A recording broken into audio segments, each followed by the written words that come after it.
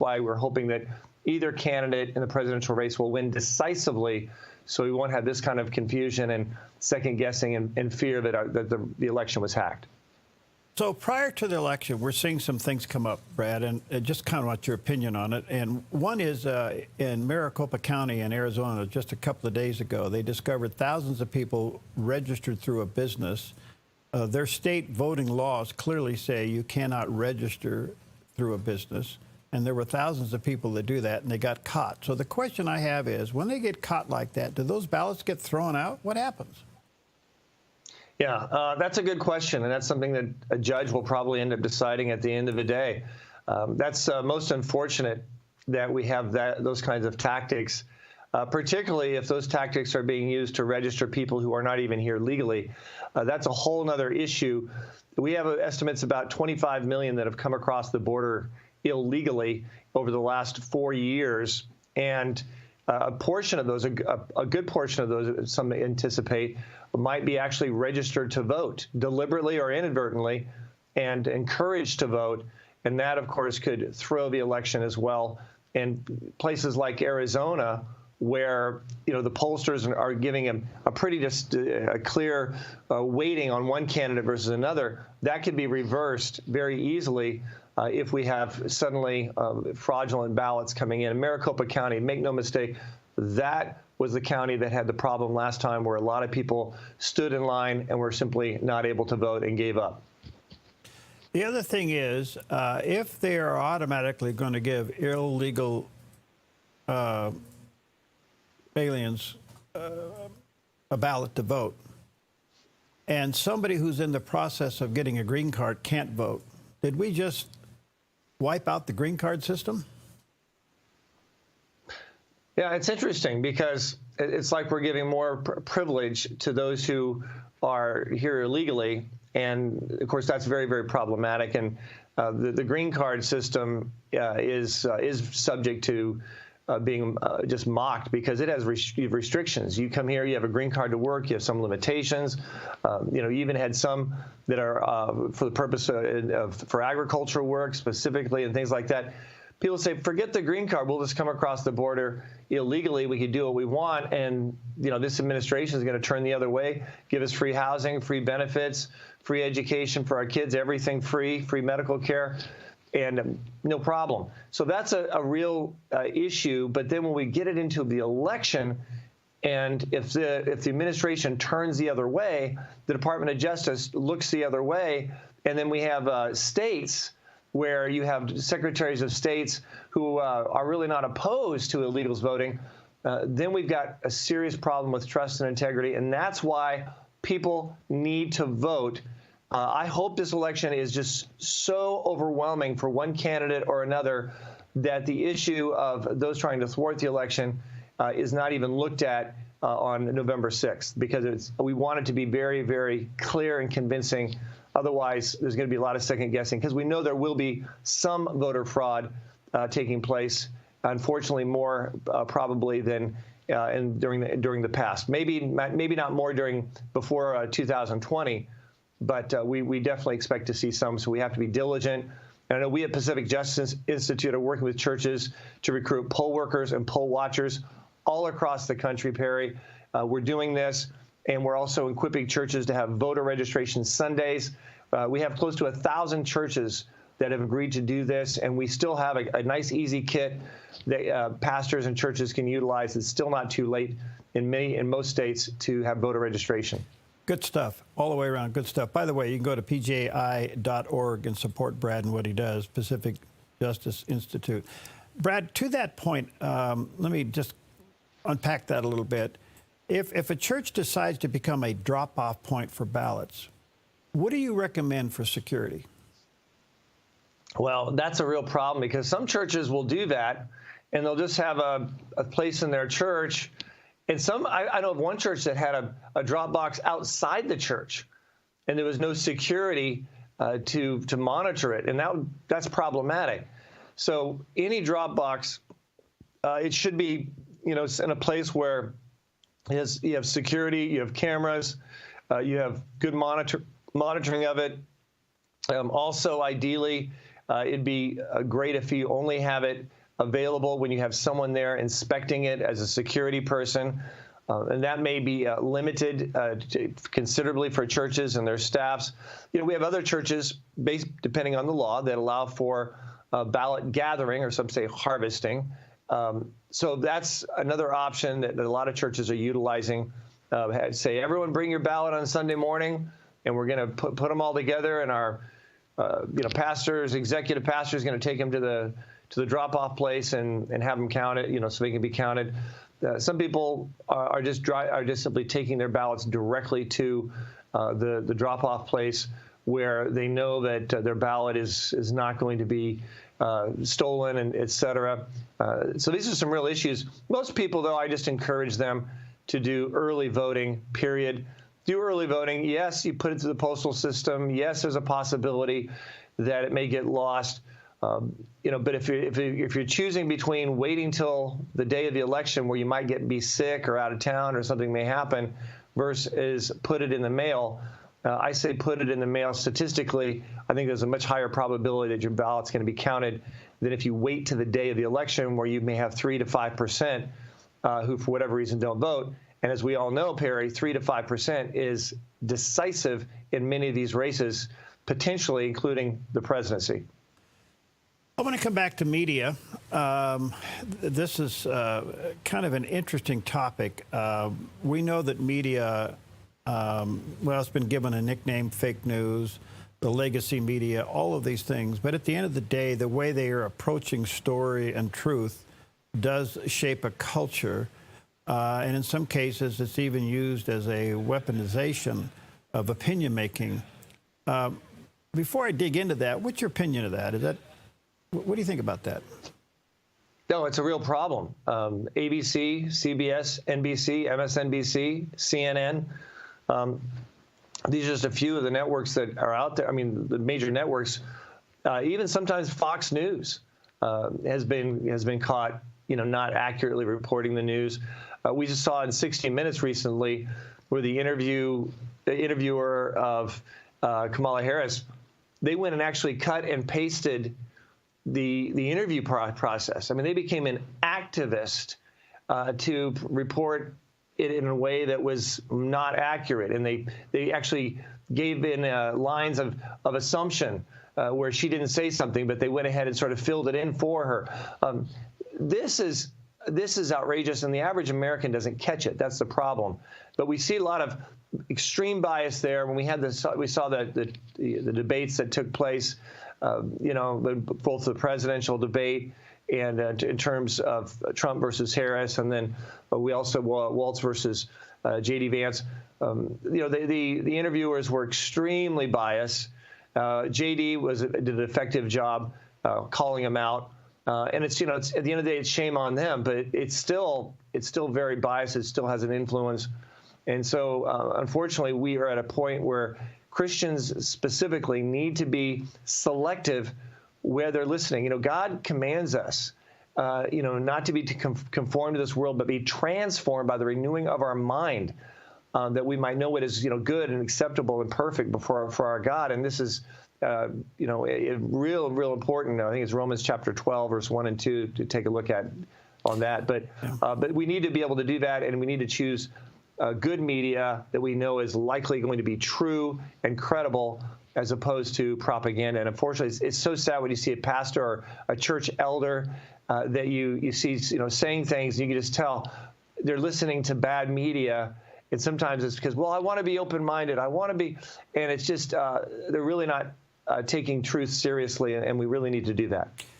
So I realize this is driven by a lot of opinions, but is any of this violation of just basic journalistic ethics liable? Well, it's very difficult to establish liability in terms of ethics.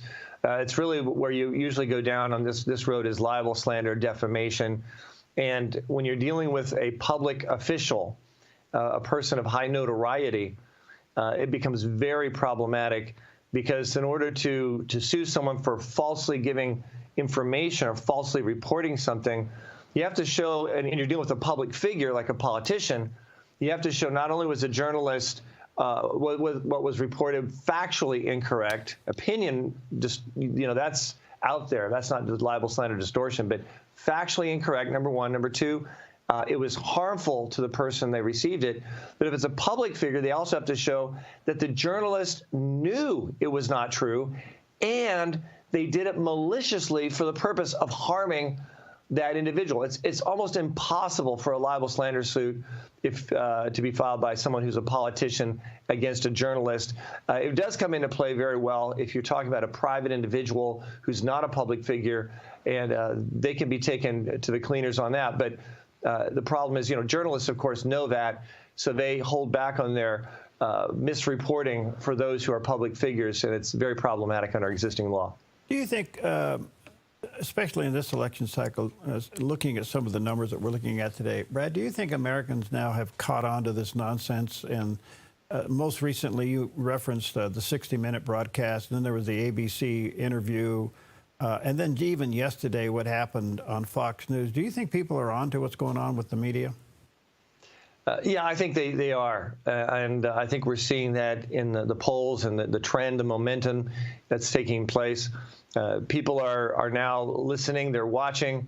The first part of this election, it was all about hype and personality and yes, and this is great now. And then, but as campaigns go on, people are thinking like, okay, I want to know substance. What is their position on such and such? I want to see a substantive interview. And when people don't see the substantive interviews, or when they see an interview and it's just fluff and it's distorted and it's everyone saying, yeah, I like you too, yes, let's hug.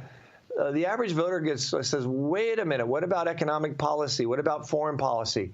What about specifics on the border? What about crime and fighting this skyrocketing crime, which was just released? The FBI finally acknowledged that they did not provide accurate, reliable information. They finally came clean, which is disgraceful. When we see these kinds of things, that's when I think the American people start saying, no, I'm not going to fall for this. It takes more than just fluff. I want substance. And people who are looking at policies, and specifically from a biblical worldview, I think those are the people that we're seeing deciding against the propaganda in the media and instead choosing to think for themselves. All right, let me take a quick break. Let me say to our viewers and listeners, by the way, you can see Brad's program right here on the Dove Television Network. We're honored to carry it. But you can go to pacificjusticeinstitute.org or pji.org and check out. He's all over the place, most likely in your backyard with the team, and support him. We'll be right back. Hi, I'm the SOS Alarm guy, here to tell you about a great deal.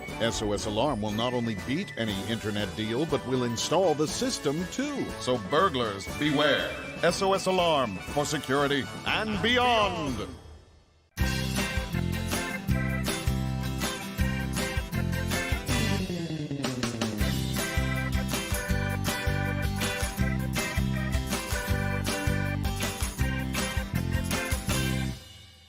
I think the Dove fits in the middle of a divided world by bringing you balance and bringing you hope and bringing you encouragement.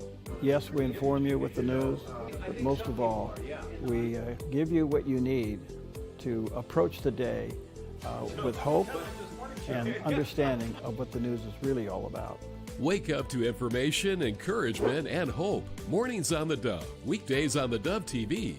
Get more at thedove.us. Imagine a world without war, crime, injustice, worry, or fear. Such a time is coming when the world will know perfect peace.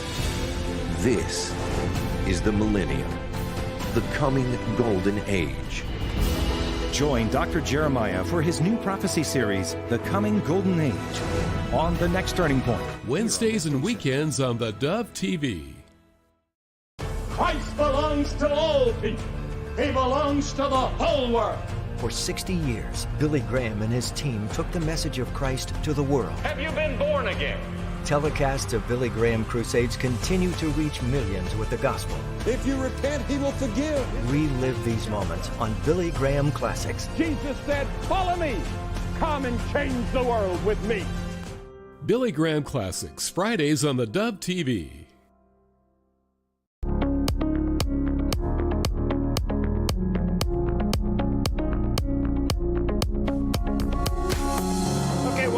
Brad Dacus is with us. Brad is the president of the Pacific Justice Institute. He and his team, they are just frontline warriors and top drawer people. So go to pacificjusticeinstitute.org or pji.org.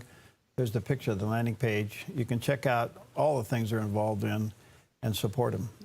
They are frontline warriors certainly for religious freedom issues as well. But check it out, pji.org.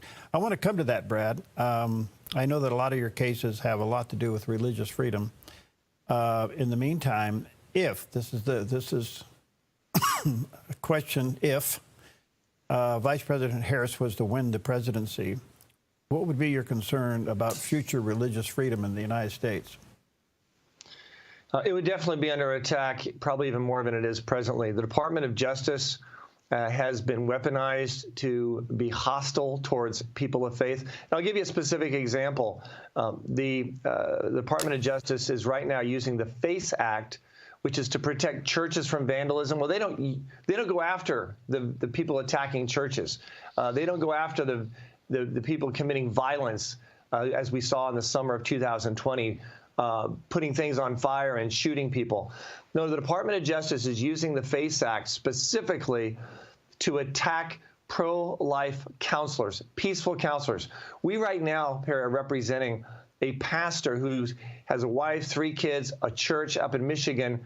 He's facing up to 11 years behind bars for peacefully demonstrating at an abortion clinic. He didn't touch anyone. He was some other people there. They were praying. They were interceding. The Department of Justice is on a rampage to go after every pro-life individual and institution that is in any way hindering Planned Parenthood's evil plans. And then, of course, if we have Harris elected, she's very clear what she wants. And if she gets the House and the Senate, it's very clear what's going to happen. They're going to pass a federal law that will mandate every state, including pro-life states, to allow for abortion all the way up to the point that the baby is born and for any reason whatsoever. Right now, we have over 130,000 babies' lives that have been saved because of President Trump's appointments to the Supreme Court and reversal of Roe versus Wade. It's fantastic. There's still a huge Holocaust taking place. But we're talking over 130,000 little babies that are alive today, right now, because of that policy and the policy that Trump has, keeping it to the states. If Harris gets elected, cancel that. There'll be 130,000 plus more fatalities every year. So this is very, very significant on the pro-life side. Of course, on religious freedom, the Department of Justice will be used to attack all the more those who are people have faith in the workplace. The EEOC, already they handle less than a third of the number of cases that we handle at Pacific Justice Institute defending people of faith losing their jobs because of their faith in the workplace under Title VII. So we're going to have even more work to do if she's elected, without a doubt. And so those are just a couple of examples. But the tyranny of the Department of Justice, the FBI, they already declared they're going to treat parents as domestic terrorists if they are too threatening in their tone at school board meetings. Really? I mean, this is a local law enforcement thing. But this administration wants to silence parents and parental rights, standing up to their mandate that every public school allow boys to go into girls' locker rooms while girls are getting out of the shower and stare at them while they drop their drawers. I mean, very specific, because this is exactly what the Biden-Harris administration is pushing. They'll be pushing for it even more, taking away federal funding from all public schools that don't bow the knee to this hideous, radical, agenda. So that's just some of what we're facing. It's going to get worse. We're going to have another 25 million illegals crossing the border, without a doubt. It's going to totally destroy our electoral process moving forward in the next 2 to 3 election cycles. And it's going to have a big impact on economics and national security and a number of issues that people need to take into account. So, Brad, I understand that, and that is if Kamala Harris was to win the presidency, hopefully there would be a opposite of that if there is a Trump reelection. But my other concern is sooner or later the pulpit's going to be attacked by people who think that preaching is some form of hate speech. Is that still a threat? It depends on who's on the Supreme Court, frankly. Our existing Supreme Court, specifically because of President Trump's appointments when he was president, will not allow that. They'd say, no way.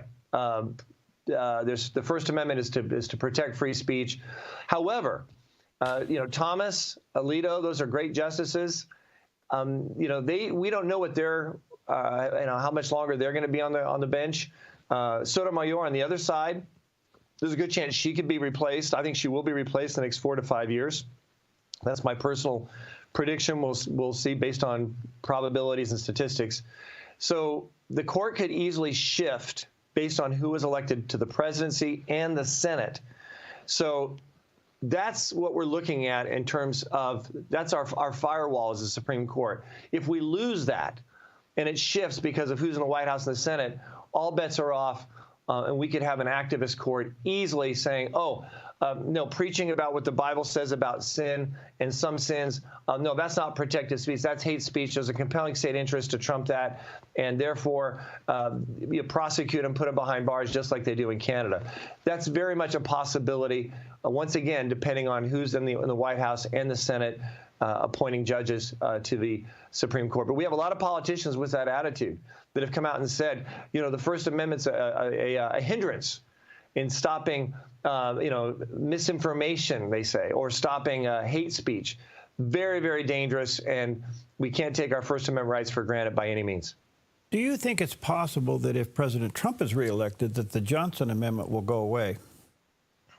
Well, right, yeah. If the Johnson Amendment is there and we have a majority in the House and the Senate, there's a good chance that we could get it legislatively removed, or at least modified to deal with financial racketeering and embezzlement. That's fine, but not when the Johnson Amendment is used to silence speech from behind the pulpit or else by churches and other institutions.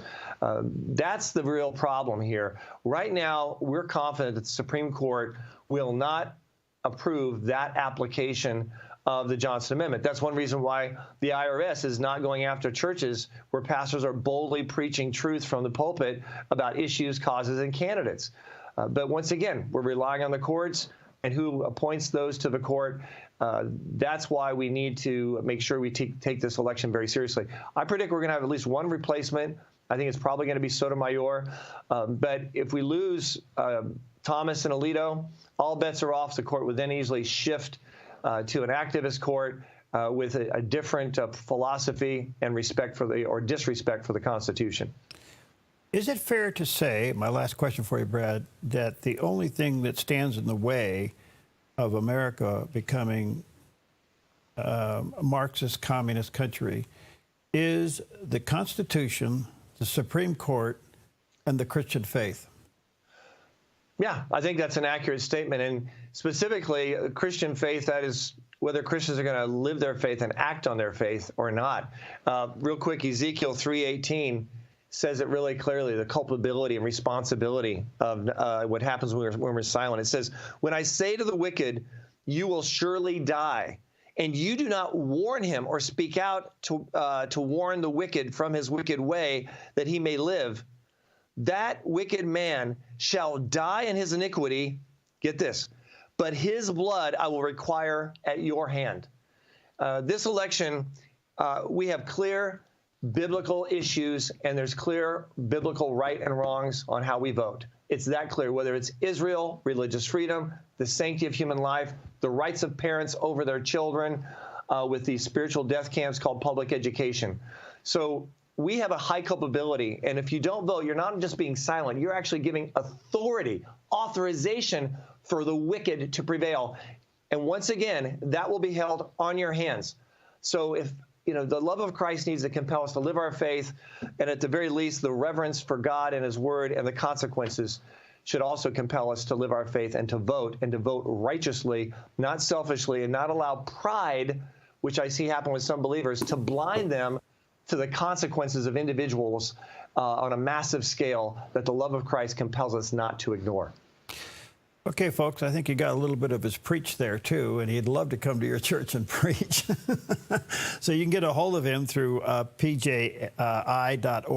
He does come. He's pretty busy, but He's very passionate about the message, the good news, the gospel, and law. So check it out, pji.org.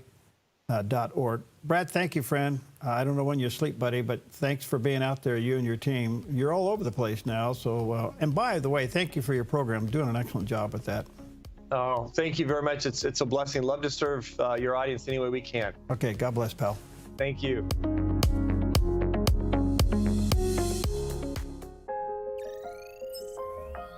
The Lennox iComfort S30 thermostat can sense changes in your environment. It even knows when you come and go. So now your home's most important system is also the smartest. Metal Masters can give you the smartest home comfort system available. It knows when you're away and adjusts when allergens and humidity get uncomfortable. Trust Metal Masters to provide perfect air for your family. Lennox. Air is life. Make it perfect.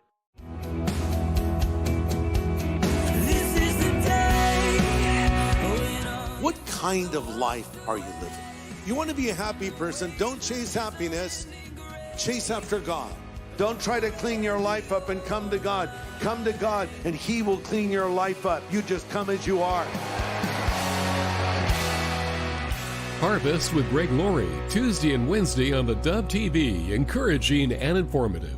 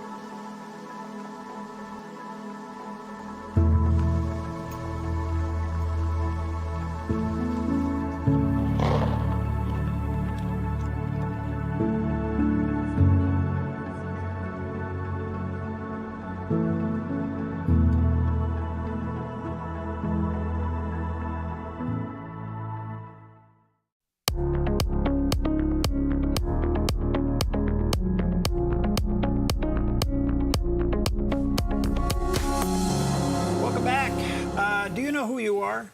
Do you know how God created you? Do you have any idea why you get along with some people and not others? Well, someday I hope to answer that question for you, but right now we're going to talk to Bill Gallagher about that. Anyway, welcome back. Bill Gallagher's with us. He heads up TeamWorks. You can go to teamworks-works.com. That's his website. He is used in numerous ways by coming into organizations, whether it's medical, ministry, just general office people, and help you with staff issues. But we are going to do something very special here at the Dove. Now, we've never done it here. You've done it over at the church, but you've never done it here. So coming up November, now take this very carefully today. Listen to me carefully, okay? Please listen to me carefully. Are you listening carefully? We're going to do this on November 2nd. It's a Saturday. It'll be from 9 until noon. And we roughly have 60 seats available, and they're filling up fast. So if you want to attend this Personality Differences seminar, give us a call at the Dove, 541-776-5368. It's $15 a person or $25 a couple. And we'll have to cut it off. We just don't have the room. Now, Bill's used to 300 and 400 people in his audience, and so this is going to be a little bit of an attitude adjustment for him, but you'll get through it. You'll get through it. Thank you very much, Barry. Really, what we want to do, we want to offer this to people. You're going to be taking this called Wired That Way. Yeah, they'll all get a personality profile that they'll take there, and if when you register, leave your email address, and I'll send you a welcome letter and give more specifics. Might want to get there a little earlier. Yeah. You can pick these up at the Dove, but everyone that participates gets a free personality profile. Well, this is really good, and it's very accurate. Now, you can come as a couple. If you manage a lot of people, you can come. Maybe you want to send some of your managers, but I have to tell you, it's limited, so I hesitate to say that, but we just don't have the room. But yet we want to offer it here at the Dove. So go, if you're thinking about it, snooze, you lose. 541-776-5368, and it's $15 an individual, $25 a couple, and you'll be taking this test. Why are we doing this? Why is this so important for somebody to know? Oh, my gosh, Perry. I think, well, let's talk relationships, which include the workplace as well as the home, because it's for both. Mm-hmm. I think that more than gender differences, more than how we were raised, the culture we were raised in, the thing that defines us most, whether it's strong or weak, in all our relationships, is our personalities and how God wired us. And if we are engaging with people at work or in the home and we don't quite get them, like, why do you say those things? Why do you run late? How come you're all intense all the time? Why are you unorganized? Okay? That is the most important thing in a relationship that defines its success. Now, they also say that when people get married, the experts that put personality stuff together, they say that it takes 10 or 15 years for individuals to stop trying to change their mate. 10 to 15 years. In a row. There's not a lot of skips in there. And so I want to save you some years by doing a training on understanding people that are not like you, whether it's at work or in the home. And by the way, I'm glad you just addressed the managers and CEOs and leaders of organizations. If you have people on your staff that are clashing and there's a division because they just can't get along, more than likely it has to do with their personality differences. You can get some efficient work done if you send 2 or 3 of them to, and I've had that done before, where 4 or 5 people from a certain organization came rather than me going there and all that stuff. So I'm glad you mentioned that. All right. It's essential information. So I know this applies to counseling too, but when you know how a person is wired, what should be our response? When we find out that they're more yellow, blue, or red, whatever those represent, and you'll explain that in the seminar, what should be our first response once we find out? Well, first of all, one of the values of this particular training is that we no longer have to take a person's approach to us or behavior personal.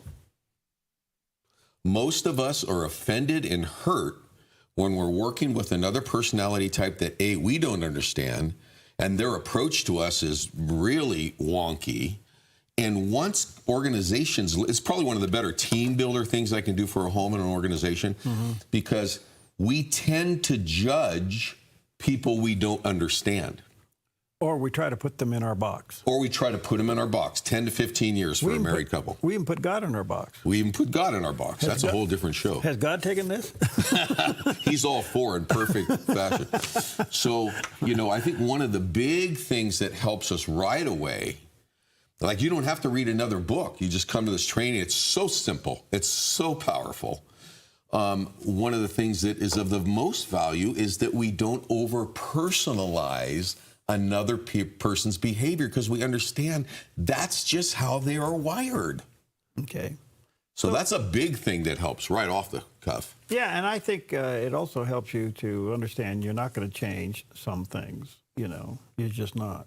Yeah. I mean, it will also help you to accept people and stop trying to change them. Okay, so let me look at the clock. So there are 4 categories. Yes. Basically, 4 categories. Yes. There is the yellow, the red, the green, the blue. 4 colors. I'll talk about the 4 colors. People can have a little shade of all of them, but I go after the top 2 colors and address that issue for everyone that attends. Okay.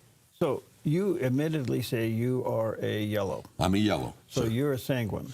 I'm a sanguine. What's that mean? Well, there are some Greek medical terms that we find in this profile.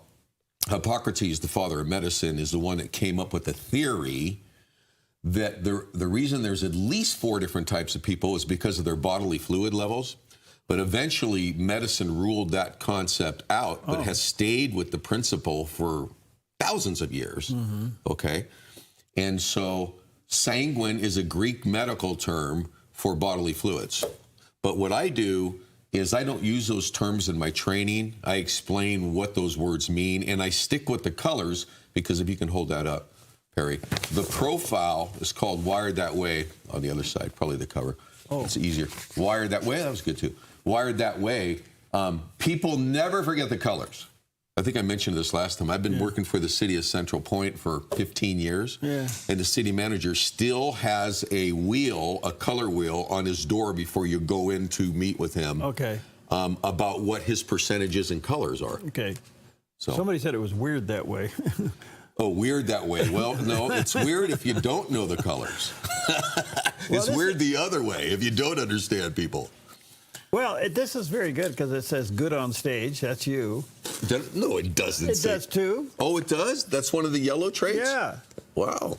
Well, I do love people. Yellows love people. That's one of our biggest strengths is we love people. Sincere at heart. But here's the one that really describes you. What? Always a child. It was 5. I got to tell this story. My wife's a blue, very organized, detailed, structured. Yeah. And one morning, I'm sitting at our counter, drinking a cup of coffee, 5 o'clock in the morning.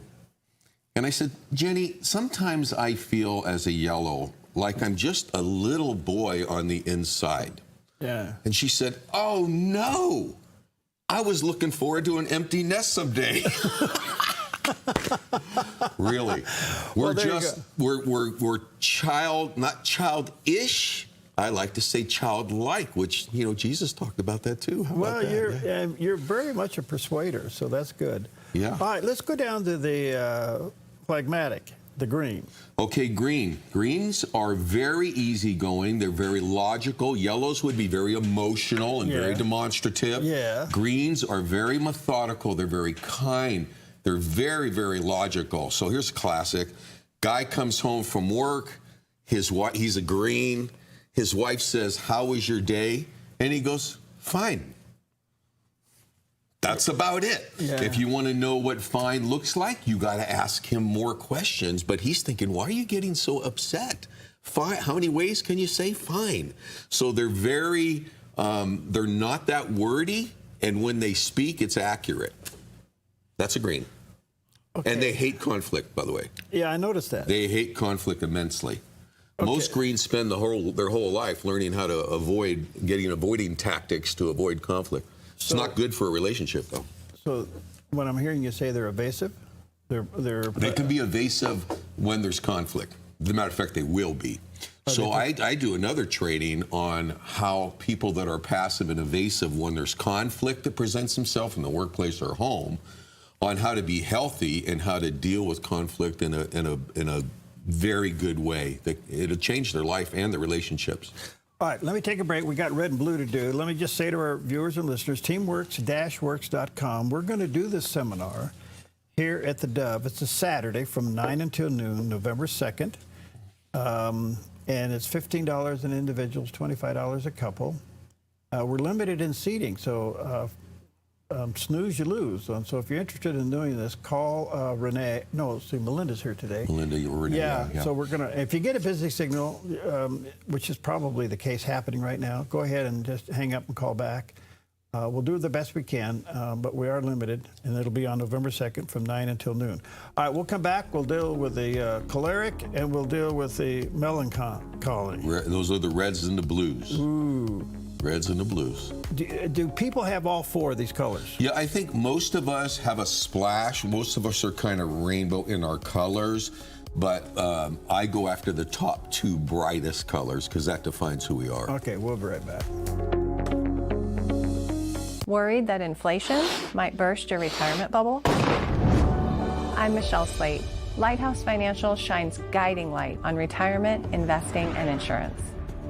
Helping you navigate the stormy seas of retirement, Lighthouse stands tall as a beacon of hope, offering you wise counsel and biblically responsible investing. Lighthouse Financial. Call us today, 541-494-1034. It started in the 1960s. We have seen the Supreme Court, and then the teachers' unions pushing the Bible out of schools. And where did it get us? Society in almost every way has gone downhill. Oklahoma challenges the separation of church and state in public schools. We are making sure that our kids understand American history. How do you teach the Pilgrims if you can't ever mention the Bible? Watch the 700 Club Thursday morning at 11 on the Dove TV. A ministry moment on the Dove. We have a divine obligation to teach our children the truth of God's Word so that they'll be equipped to face life and understand that they are children of God. He has a will for their life, a plan for their life, and it's the parents' responsibility to introduce them to the Lord. And every following generation has the same responsibility. We have a responsibility to teach our sons and daughters.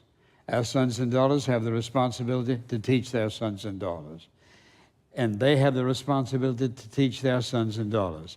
And no place in the Bible does it say we can have a generation gap when it comes to teaching the Word of God. A ministry moment on the Dove.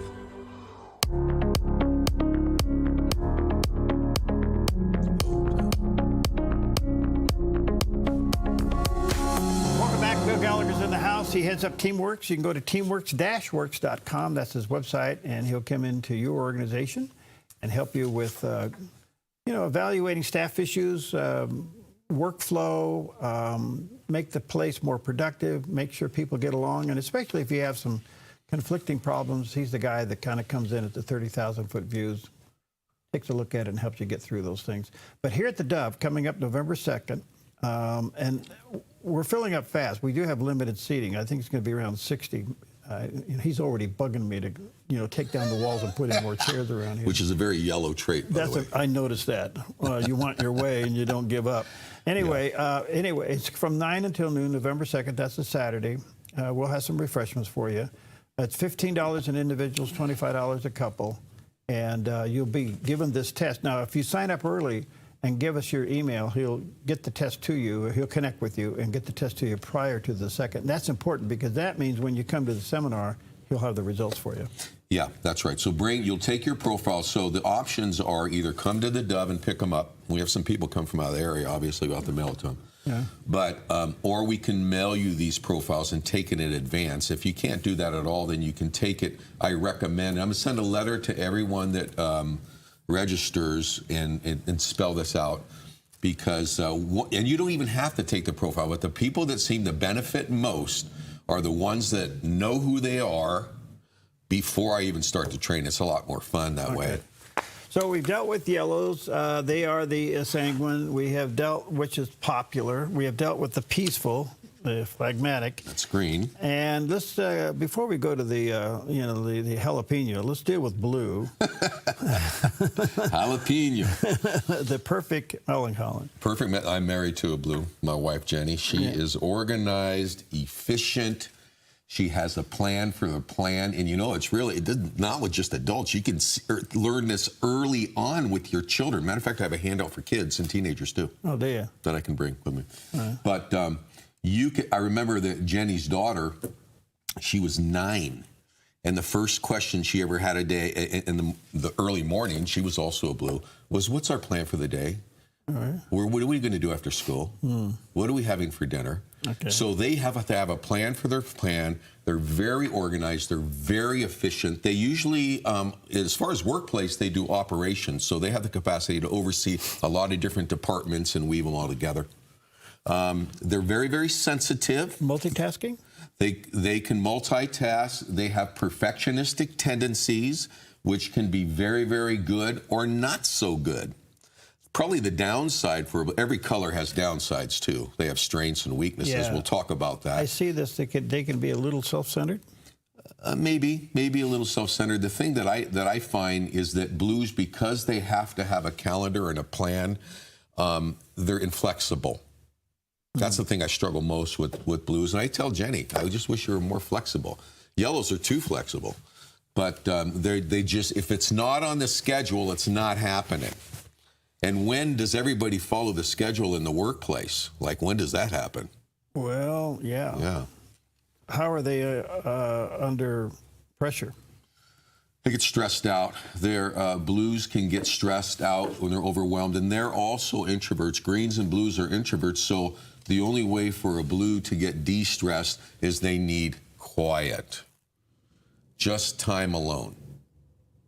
Okay. They don't want a lot of noise. They don't want to be interrupted, and they just need to regroup. Now, the extroverts are red and yellow, and our emotional batteries are charged by activity and goals and people. Okay. Blues and greens, batteries charged by quiet and just time alone. All right, let's go to the powerful red. Yes. Choleric, the jalapenos of the bunch. The jalapeno people, they're type A's, they're leaders. It doesn't matter if you're 50 years old and you've had your own organization and you're the CEO. You can spot a red that's 16 taking control of the classroom, and they get bored really easy if it's not challenging information. They're visionaries. They look forward into the future. They're the leaders in life. We must have them in our life.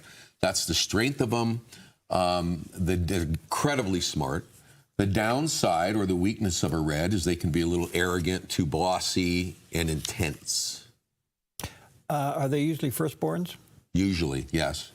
That's what our friend Kevin Lehman says, that most reds are firstborns, but not necessarily. My wife is, she was a firstborn, but she's a blue red, so she has some jalapeno in her, not too much. Okay, so you're yellow. What's your next color? A green. So it's the perfect mix. I mean, God knew what he was doing. So I work. No, don't. Please, people, don't tune out the yellows in your life because of what I just said. Am I sitting next to a perfect person? No. It's a perfect mix for what I do. Okay. So, for example, I'm a biblical counselor. Okay. Which means I love people. Yeah. And after being a pastor for 47 years, amazingly, I still love people. Yeah, that's amazing. I just love people. That's the yellow. But the green in me is very linear and logical, and I serve in mediation capacities. So green people don't do drama well, and they hear the person's problems, and about 20 minutes later, they kind of have like a light dashboard in their brain, and they can generally pinpoint what the issue is and what to do about it. Yeah, you're gifted in that area. If somebody is a red, what's the best next color for a red to be? Because reds are hard. Well, I think, actually, a lot of people are red, blue, and that's a good combination for professionalism because the red has the vision and the blue is details, so that's a good combination. Red yellows are a pleasant individual, and I call them the entrepreneurial people. Because they have the vision for the future for the organization or the home, but they also enjoy people. Most pure jalapeno reds don't have time for people. But if you got yellow as your second color, you have both. They're a good mix to have. I think that's what you are. I think are you red yellow or red blue? I'm confused. Well, you just need counseling for that. Yeah. Okay. Okay, so what's the takeaway from this? They're going to get tested. They're going to get this. They're going to learn these 4 colors very, very well. Yeah. First of all, you're going to learn who you are. Hopefully that helps you understand why you do what you do. Yes. But hopefully you will understand, let's say, your spouse. Yeah, well, that's the whole goal. The whole goal, okay, there's 2 benefits that come in on November 2nd. Number 1, for those of you that are a little confused about who you are, or if you feel like, your schizophrenic tendencies, like I'm this way one day, I'm that way the next, you just don't really understand all the dynamics of who you are. You might be a wounded person too. So the first thing that is going to take place is that you're going to get a better sense of who you are and how God wired you. But the primary reason for this is that we understand people in our life, those closest to us, who are not like us, who irritate us, and we just don't know how to reach them. Should we try or just... Just accept who they are. Well, accept who they are, first of all, which you'll do almost naturally when you hear this information if you come. But it's kind of like The Love Language by Gary Chapman. Oh, okay. He says what's important is what your loved one's language is, and then you learn to speak that. It's not as important about your love language or how you feel love. What's most important is loving them the way they need to be loved. And so the goal for this is to understand better the people you work with, the people you don't understand, the people that you keep taking personal, they hurt your feelings all the time.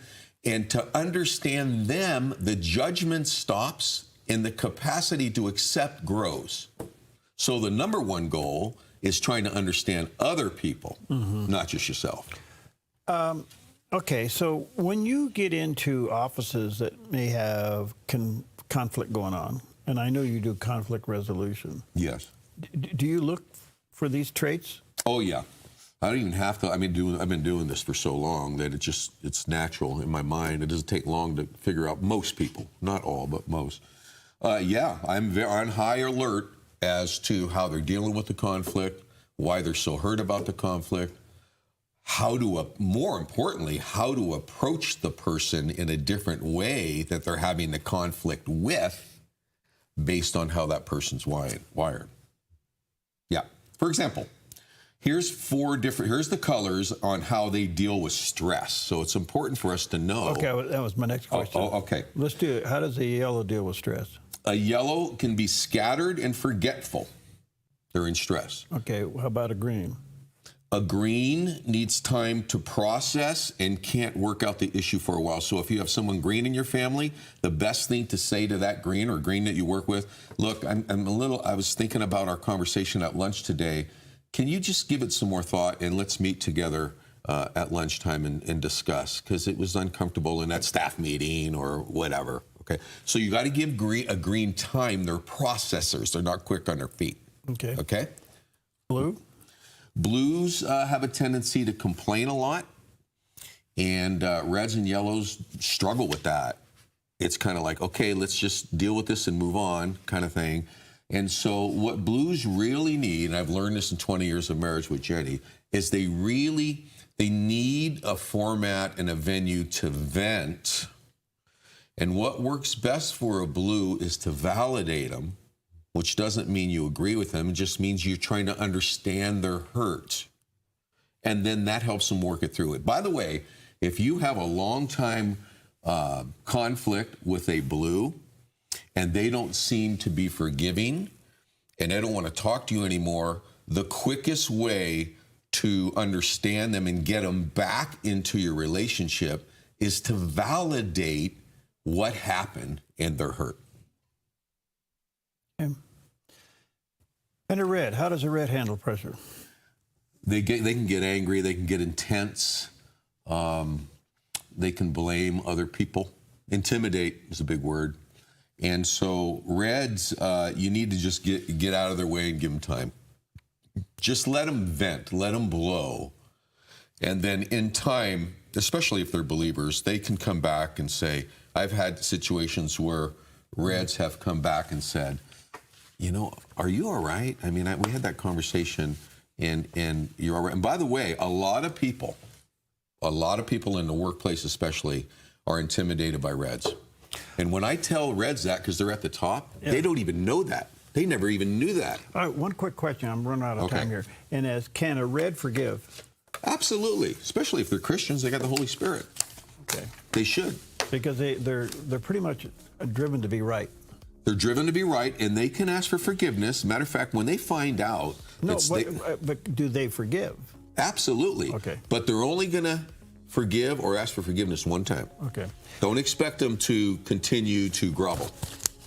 Wired that way, we can get this to you. We're limited, coming up November 2nd from 9 until noon. It's a Saturday. Bill Gallagher will be doing this live here at the Dove in our area over here. And it's filling up fast. $15 a single, $25 a couple. Call, get your name on the list. Otherwise, this probably will be filled up. And the phone number is 541-776-5368. High probability it'll be filled up today. We'll let you know if it's not. Okay. Thank you, folks. Hope to see you there. Yeah. Thanks, Barry. Yeah. At Sweet Tea Express, we've got you covered. Order at the counter and our friendly service staff will do the rest. Breakfast served daily until 2 p.m. Breakfast burritos, biscuits and gravy, skillets, omelets, and more. Sweet Tea Express. Don't get caught hungry.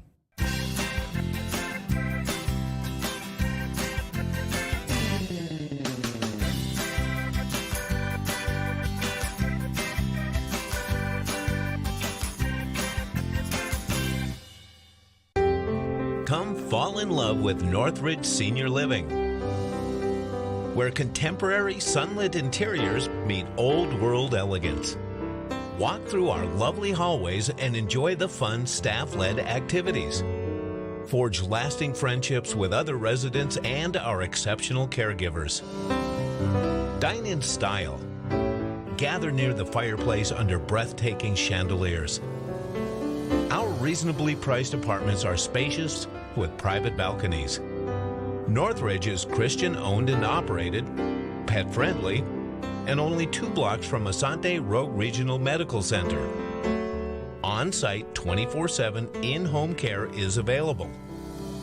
We also offer senior adult daycare where your loved one can spend the day with us and the evenings with you. Northridge Senior Living, your home. The John Ankerberg Show offers real answers to tough questions. Does God exist? Why is there suffering in this world? Is there evidence Jesus truly rose from the dead? Weekdays at 4 on the Dove TV. You're watching the Dove TV, encouraging and informative for Yuba City and Northern California.